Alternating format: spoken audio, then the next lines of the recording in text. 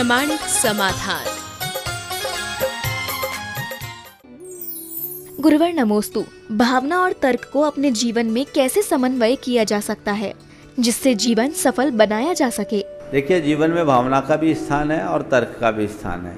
दोनों को एक सीमा में रखे तो ठीक होगा, सीमा खो दे तो गड़बड़ है। भावना का प्रयोग हम अपने घर परिवार के जो भी चीज़ें हैं, जब हम देखें तो वहाँ भावना को प्रमुखता दें। इसे हम दूसरे शब्दों में कहें, जहाँ अच्छे और बुरे का निर्णय करना हो वहाँ भावना का इस्तेमाल करें, और जहाँ लाभ और हानि देखना हो वहाँ तर्क लगाएं। गुरुवर नमोस्तु। कभी कभी इंसान किसी प्रसंग से विचलित हो जाता है कि अपने मन की बात अपनों से कहना चाहता है परंतु कह नहीं पाता है, तो ऐसी स्थिति में इंसान को क्या करना चाहिए? देखिए, बात बिल्कुल सही है। मन की बात को मन में ही रखना अच्छा है, क्योंकि मन की बात, हालांकि आजकल मन की बात बहुत की जाने लगी है सार्वजनिक रूप से, और लोग उसकी अपने तरीके से व्याख्याएं भी करने लगे हैं, लेकिन यथार्थ है जीवन की निजी बातों को सार्वजनिक करना कई बार बहुत खतरनाक हो जाता है। आपने पूछा मन की बात अगर किसी को ना कहें तो क्या करें? हमारे पास मन की बात कहने के दो स्थान हैं। मन बहुत उद्वेलित हो रहा हो, मन में बहुत सारी बातें भरे हों, तो दो विश्वसनीय स्थल है जहां आप अपनी मन की बातें कह दीजिए, समाधान मिलेगा और रास्ता खुलेगा। वो दो बातें हैं, दो स्थान हैं, या तो प्रभु की शरण में जाओ या गुरु की चरण में जाओ, और कहीं जाने की जरूरत नहीं। गुरुवर नमोस्तु। समाज में संस्कार और संस्कृति के संवर्धन हेतु महिला मंडल की क्या जिम्मेदारी है और इसे किस प्रकार करना चाहिए? मैं तो कहता हूँ, अगर महिलाएं एक्टिव हो जाए और अपने संस्कारों के साथ एक्टिव हो जाए तो हमारी संस्कृति और संस्कार अपने आप फलीभूत होंगे। उनके लिए हमें ज़्यादा कुछ करने की ज़रूरत नहीं हो। पर मुश्किल ये है कि या तो हमारे यहाँ की महिलाएं उदासीन हो रही है या इतनी ज़्यादा आधुनिक हो रही है कि खुद संस्कारों की होली जला रही है। तो कैसे काम होगा? प्रायः महिला मंडल अब किटी पार्टियों में बदलने लगे। महिलाओं को चाहिए हमारे मूलभूत संस्कारों और सरोकारों को सुरक्षित रखते हुए आगे बढ़े। ये बात सच है कि महिलाओं में धार्मिकता है, महिलाओं में संस्कार भी है, महिलाओं में धर्मनिष्ठा भी बहुत अधिक है। यदि उसका पूरा उपयोग करे तो समाज की दिशा दशा बदल जाए। तो मैं चाहता हूँ जो उदासीन हैं वो सक्रिय हों और जो सक्रिय हैं वो सही दिशा लें। गुरुवर नमोस्तु। एक इंद्रिय से लेकर पंचेंद्रिय तक के जीवों में बढ़ते क्रम में सुख दुख अधिक मिलता है, तो क्या घुट घुट कर जीकर मरना संसार में सबसे बड़ा दुख है? जैसे जैसे हमारी इंद्रिय चेतना बढ़ती है, हमारे सुख दुख का अनुपात भी उसी अनुरूप बढ़ता है। जितनी इंद्रिय चेतना कमज़ोर होती है, हमारा सुख दुख उतना कमज़ोर होता है। और आपने कहा है कि घुट घुट के मरना बहुत बड़ा दुख है। वो हर पल मरण की चिंता में रहते हैं और वो उनके लिए कष्टकारी तो होता ही है, आर्त ध्यान है, दुखदायी है। इसलिए घुटना नहीं चाहिए, बल्कि जीवन में जो कुछ घटे उसे घोंट कर पीने का अभ्यास करना चाहिए। गुरुवर नमोस्तु। जीत निश्चित हो तो अर्जुन हर कोई भी बन सकता है, परंतु मृत्यु निश्चित हो तो अभिमन्यु बनने के लिए कोई भी तैयार नहीं होता है। तो हार जीत की निश्चितता में शिथिलता को कैसे दूर करें? आपने कहा जीत निश्चित हो तो अर्जुन बनने के लिए सब कोई तैयार होता है, मृत्यु निश्चित हो तो अभिमन्यु बनने के लिए कोई तैयार नहीं होता। मेरी राय में अर्जुन बनना सरल है, अभिमन्यु बनना कठिन। अर्जुन को उसकी जीत के लिए याद किया जाता है तो अभिमन्यु को उसके पराक्रम के लिए याद किया जाता है। मेरी राय में जो अपने जीवन की विफलताओं से घबराकर मैदान छोड़ते हैं वे पलायनवादी। हमें हमेशा हर चुनौतियों का सामना करने के लिए मानसिक रूप से तैयार होना चाहिए। अभिमन्यु हारा नहीं है और अभिमन्यु मरा नहीं है, अभिमन्यु अमर हुआ है। युद्ध के मैदान में कितने योद्धा आहत हुए, हताहत हुए, मारे गए, हम उनका नाम नहीं लेते। हम याद करते अभिमन्यु को कि जिसने चक्रव्यूह का भेदन किया, अंदर प्रविष्ट हुआ, छल के कारण मारा गया, लेकिन उसका पराक्रम आज भी हम सबके लिए आदर्श है।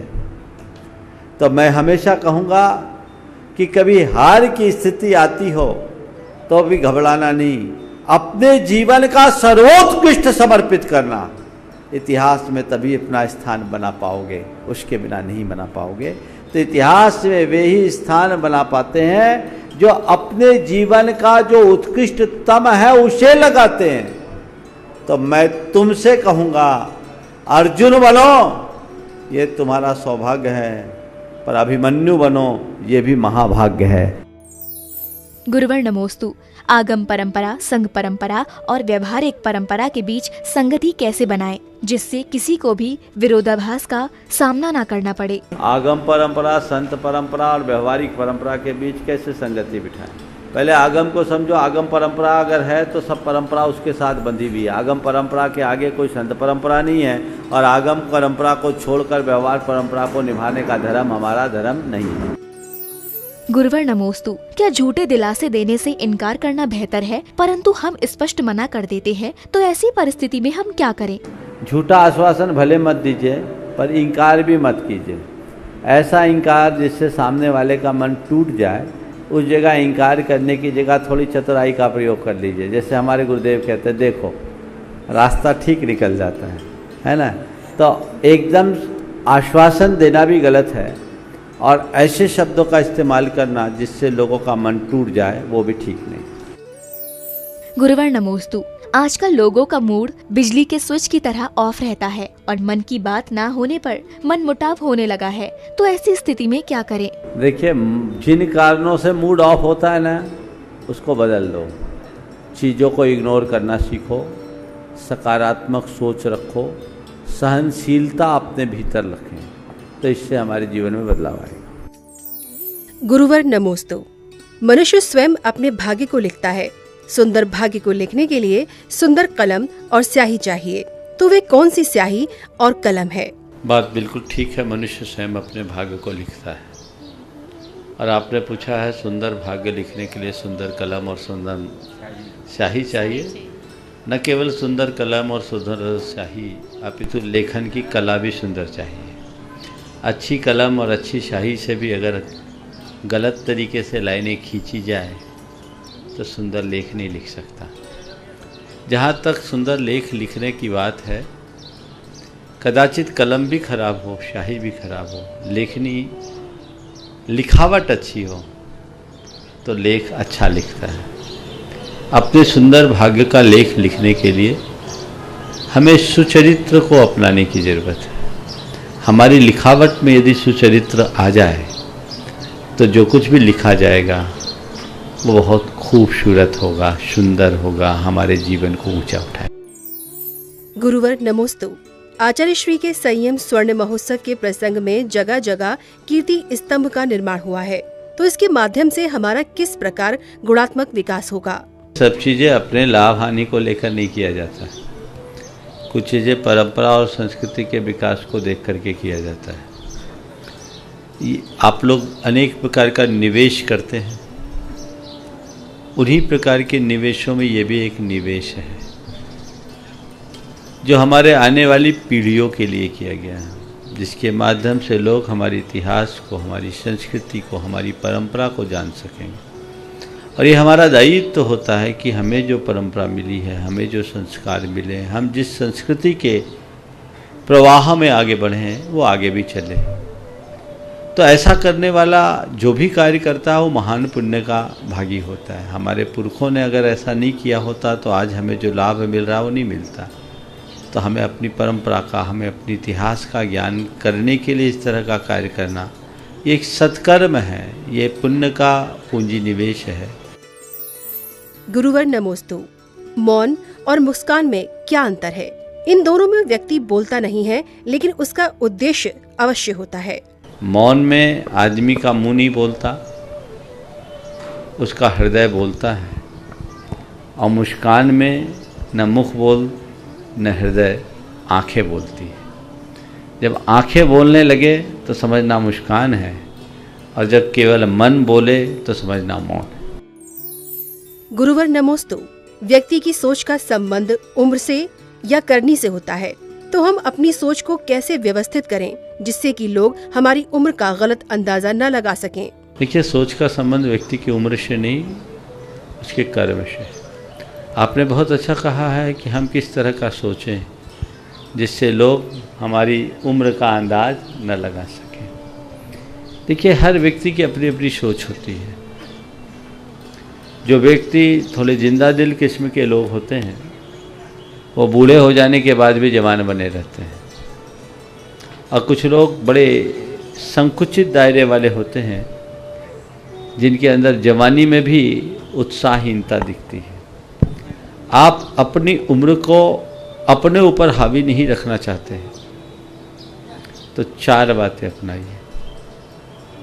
अपने हृदय में जोश रखिए, मन में जुनून रखिए, स्वभाव में जिंदा दिली रखिए। जोश, जुनून, जिंदा दिली और इसके साथ हृदय में जज्बात रखिए। यदि ये चारों बातें आएगी तो आपकी उम्र आपकी सोच पर कभी हावी नहीं हो पाएगी। गुरुवर नमोस्तु।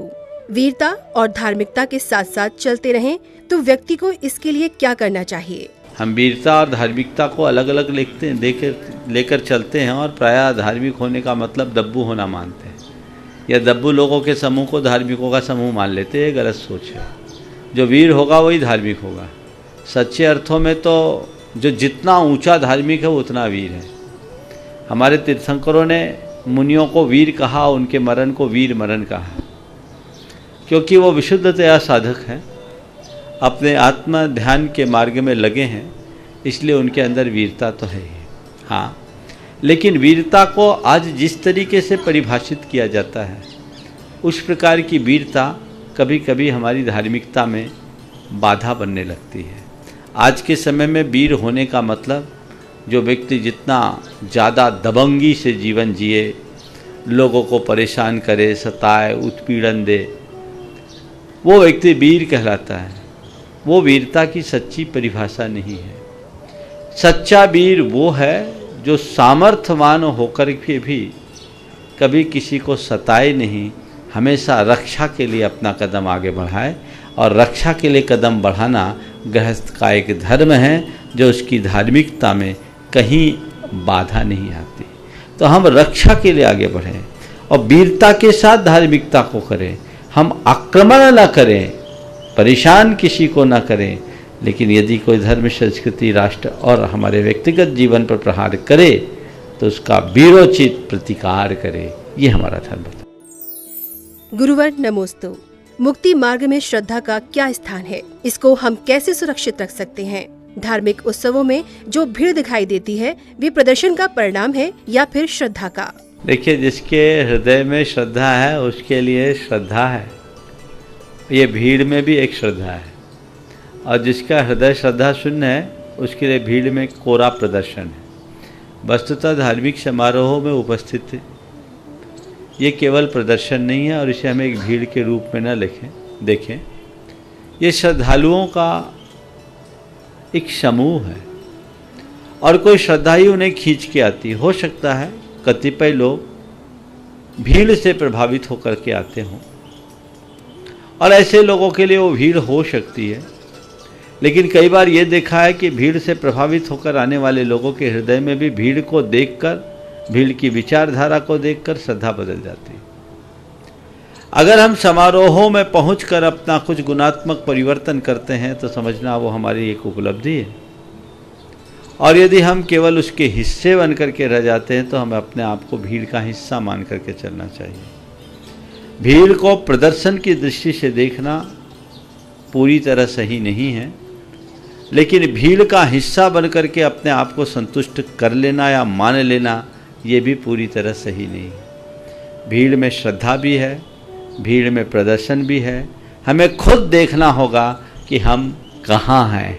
यदि मेरे अंदर श्रद्धा है तो वो मेरे जीवन का एक शुभ लक्षण है, और मेरे अंदर श्रद्धा नहीं है तो अभी हमारे जीवन का मंगलाचरण नहीं हुआ, ऐसा समझना चाहिए। गुरुवर नमोस्तु। भौतिकवादी युग में व्यक्ति गिरता है तो पत्थर को, डूबता है तो पानी को, और कुछ नहीं कर पाता तो किस्मत को दोष देता है। जो व्यक्ति ऐसा क्या करे कि वे किसी को दोष न दे? देखिए, ये मनुष्य की एक स्वाभाविक प्रवृत्ति सी बन गई है, दोष देने की, औरों को आरोप लगाने की। ये प्रवृत्ति उसके अंदर बनी हुई है। आपने पूछा ऐसा क्या करे कि हम किसी को दोष न दें। दो उपाय बताता हूँ। एक, व्यवहार में किसी के ऊपर दोषारोपण न करें, और एक, अध्यात्म में हम किसी को दोष न दें। व्यवहार में दोषारोपण से बचना चाहते हैं तो गुणग्राही दृष्टि रखें, गुणानुरागी बने, औरों के गुणों को देखना शुरू करें, उनके गुणों की प्रशंसा की आदत डालें, उनके गुणों से कुछ सीखने का अभ्यास करें। यदि ऐसा आप करेंगे तो लोगों के भीतर अच्छाइयाँ आपको दिखने लगेगी। और हम जब अपने व्यक्तिगत जीवन में आध्यात्मिक दृष्टि से देखते हैं, जब हमारे अंदर दोषारोपण की बात आती है कि इसकी वजह से ऐसा हो गया, उसने मेरे साथ ऐसा कर दिया, इस तरह का जब हम आरोप किसी के ऊपर जोड़ जड़ते हैं तो उससे बचने का एक ही उपाय है, उपादान मूलक दृष्टि रखें, कर्म के सिद्धांत पर विश्वास करें। सामने वाला तो केवल निमित्त बनकर के आया है, वस्तुतः इसका मूल कारण तो मेरे भीतर का अपना कर्म था, मेरा अपना उपादान था। हम उसे क्यों दोष दें? मनुष्य जब कर्म सिद्धांत पर अटूट विश्वास जमा लेता है तो उसकी मनस्थिति अपने आप सुधर जाती है। गुरुवर नमोस्तु। वर्तमान राजनीति में धन बल, जाति बल और बाहुबल का बाहुल्य है, तो धार्मिक व्यक्ति राजनीति में किस प्रकार सहभागी बने? वर्तमान की व्यवस्थाओं को देखूं और मैं कहूं तो मुझे लगता है कि इन सब के बिना आज राजनीतिक पैठ बनाना ही मुश्किल सा हो गया है। उनको वहाँ जगह ही नहीं मिलती। इसलिए हमारे गुरुदेव ने एक दिन बहुत अच्छी बात की। हमारी जो व्यवस्था है लोकतंत्र में, वो दो माध्यमों से चलती है, एक शासन और एक प्रशासन। शासन राजनीतिक दलों के द्वारा चुने गए, राजनीतिक दलों के माध्यम से, जनता के माध्यम से चुने गए राजनीतिक दलों के जो प्रतिनिधि होते हैं, जो जनप्रतिनिधि बन कर के आते हैं, चाहे सांसद हो या विधायक, उनके हाथ में शासन है।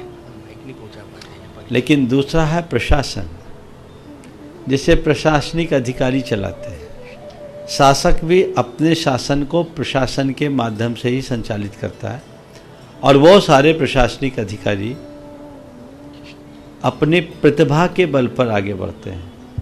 वहाँ धन बल, वहाँ जाति बल, हालांकि आरक्षण के नाम पर वो भी थोड़ा चलता है, लेकिन फिर भी अभी बहुत कुछ स्वतंत्रता है। इसलिए वर्तमान भ्रष्ट व्यवस्था में राजनीतिक चेतना जगाकर अपनी समाज की राजनीतिक शक्ति को तो बढ़ाना ही चाहिए, लेकिन धर्म, समाज और संस्कृति की सुरक्षा रखना चाहते हैं तो तुम्हारे पास प्रतिभा है। अपने बच्चों को प्रशासनिक क्षेत्र में आगे बढ़ने की प्रेरणा देनी चाहिए, जिससे वे प्रशासन में जाकर बड़े अधिकारी बनकर हमारी संस्कृति की सुरक्षा कर सकें। गुरुवर नमोस्तु। सत्य और असत्य के मध्य कितनी दूरी होती है? एक तारीख खत्म हुई और दूसरी तारीख आ गई, बस उसी समय साथ साथ होता है। तुमने पूछा है सत्य और असत्य के बीच की दूरी क्या है? ऊपरी तौर पर देखें तो दोनों में बहुत बड़ी दूरी दिखती है, लेकिन कोई ज़्यादा दूरी नहीं है। सत्य जिधर है उधर पीठ हो जाए तो असत्य हो जाए, और असत्य जिधर है उधर पीठ हो जाए तो सत्य हो जाए। समझिए।